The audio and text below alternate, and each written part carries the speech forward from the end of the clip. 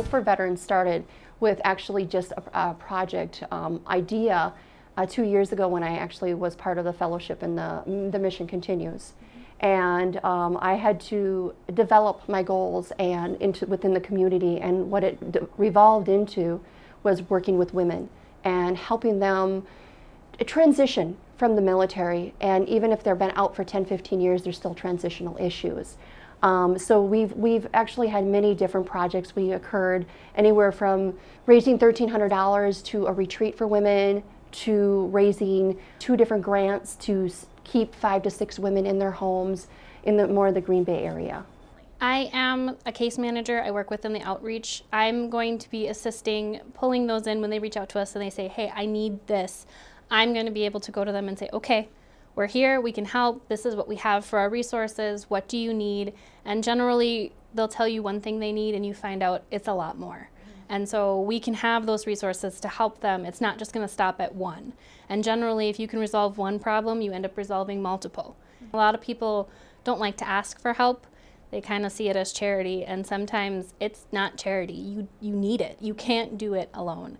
And I never wanted to, being a single mom, I can do this by myself, because so many people told me you can't do it. And I got to the point where, okay, I need help. And it's okay to ask for help. They're not asking them to do it for you. You're just asking for that leg up. We did create a website on www.hope4veterans.org. There is a place on the website that we encourage people to send information on Tell Your Story. I don't care what it is, it's going to be your story. Everybody has a unique story to tell. It's not just about telling your story. A lot of times what I've learned in my history is that the more I tell my story, the more I feel heard, the more I feel that I'm connecting to others, and the more I tell my story, it helps and heals someone else. So I think that's where it comes down to anybody reaching out to tell their story, that means they're ready to heal. They want to heal.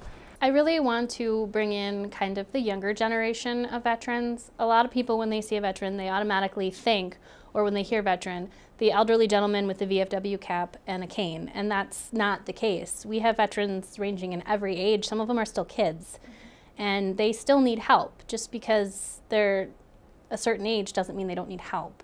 And I think the problem with the younger veteran is they don't identify themselves as a veteran, so they don't know to ask for help. And I really want to bring in that younger veteran, because in today's society, our voice is our strongest tool.